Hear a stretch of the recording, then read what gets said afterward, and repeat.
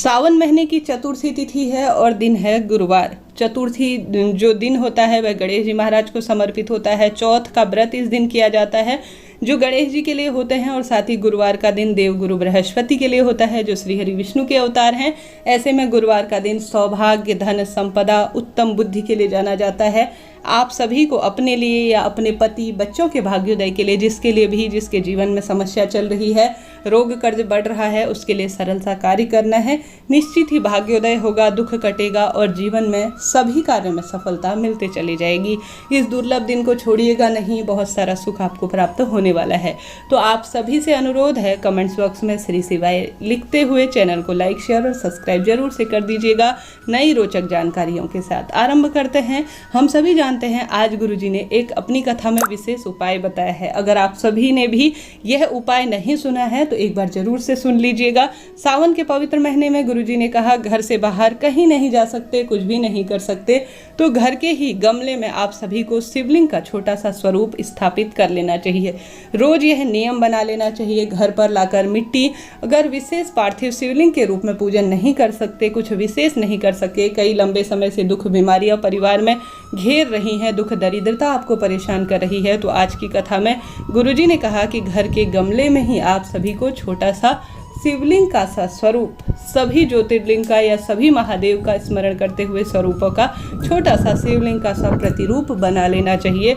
बनाकर रोज सुबह के समय या शाम के समय जब भी आप जो भी नियम ले रहे हैं उस विधि से उस छोटे से शिवलिंग का विधि विधान से पूजन करें।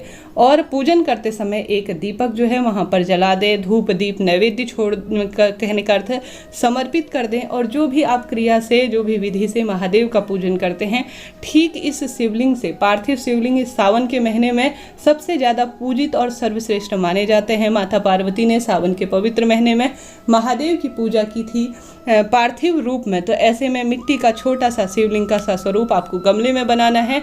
रोज जो है किसी भी सावन के दिन से यह नियम ले लेना है कि रोज आपको इसका छोटे स्वरूप में पूजन करना है। वहीं पर जल समर्पित कर कर उसका जो है उसी समय पूजन इत्यादि कर कर विसर्जित कर देना है। इस तरह से रोज यह नियम बांध लेना है, निश्चित ही आपको लाभ मिलने वाला है।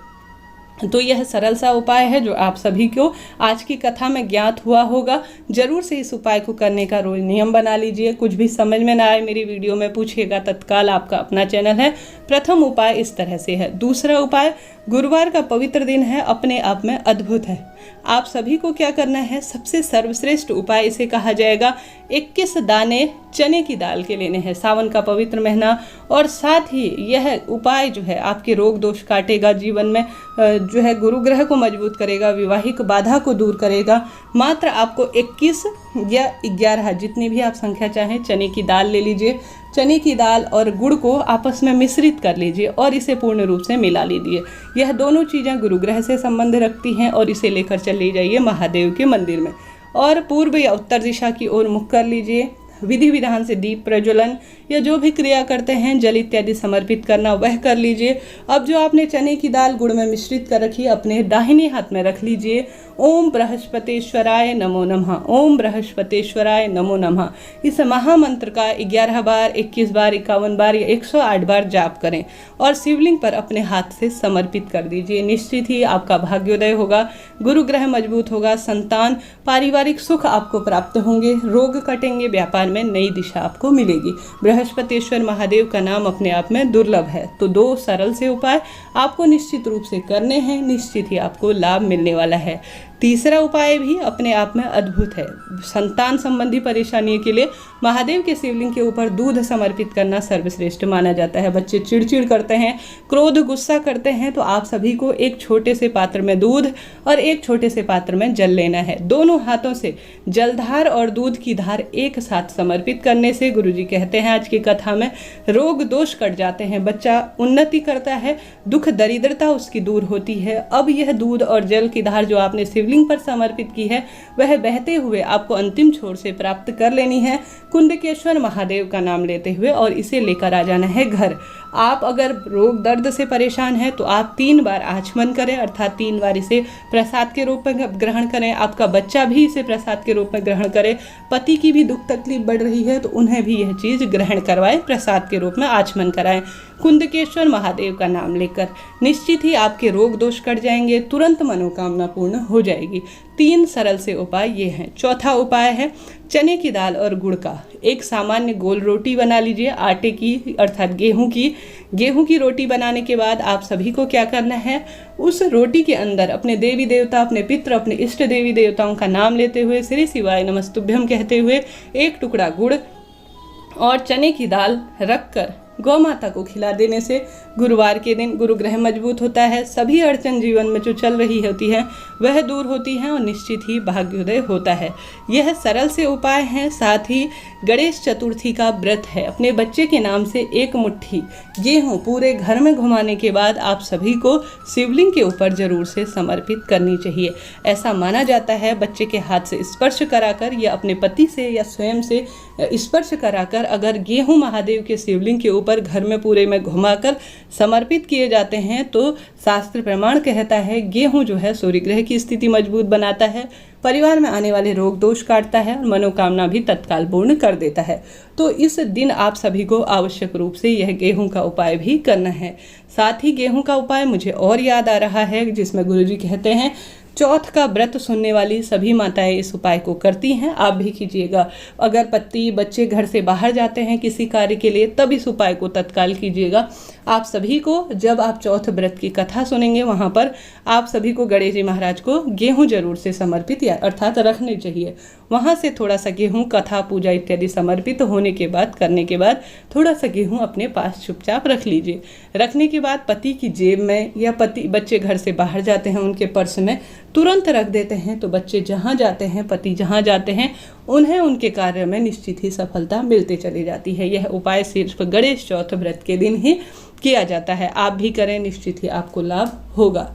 साथ ही गणेश जी महाराज को दुर्वा अत्यधिक प्रिय है, उन्हें दुर्वा समर्पित कराएं। आवश्यक रूप से आपका बच्चा मंदिर नहीं जाता तो आप करवा सकते हैं। अपने पति का नाम गोत्र बोलते हुए उनके नाम से आप कर सकते हैं। सुपारी समर्पित कर सकते हैं, जनेऊ अर्थात यज्ञोपवीत समर्पित कर सकते हैं, यह भी उन्हें काफ़ी प्रिय है।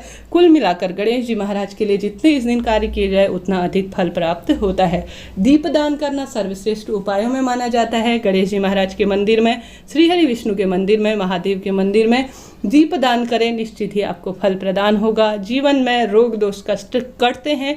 गुरुवार के दिन जो व्यक्ति इन सरल कार्यों को करता है, गणेश जी महाराज को रिझाने मनाने का प्रयत्न करता है, निश्चित ही उसे लाभ होता है। साथ ही आज के दिन अर्थात गुरुवार के दिन पीले रंग की वस्तु महादेव को समर्पित करना, जिसमें गुड़हल के पीले रंग के फूल या पीले रंग के कनेर के पुष्प महादेव को समर्पित करना, गणेश जी महाराज को समर्पित करना, श्री हरि विष्णु के मंदिर में समर्पित करना भाग्योदय करते हैं, रोग दोष काटते हैं। कुल मिलाकर पीले रंग की वस्तुओं का दान करना सर्वश्रेष्ठ कहा जाता है। 1 चुटकी हल्दी नहाने के पानी में मिश्रित कर इस दिन स्नान करें और साथ ही आप सभी आवश्यक रूप से विशेष रूप से गौ माता की सेवा अर्चना, पीले रंग के केले इत्यादि खिलाकर, महादेव के मंदिर में केले के जोड़े का भोग लगाकर, श्री हरि विष्णु के मंदिर में इन चीज़ों को दान देकर गरीब व्यक्तियों को चने की दाल, गुड़ दान करना, पीले रंग के चने की दाल समर्पित करना, कुल मिलाकर लड्डू इत्यादि समर्पित करना सर्वश्रेष्ठ उपाय के रूप में कहा जाता है। आप सभी भी जरूर से इन उपायों को करने का प्रयास करें, निश्चित ही आपको भी लाभ होगा।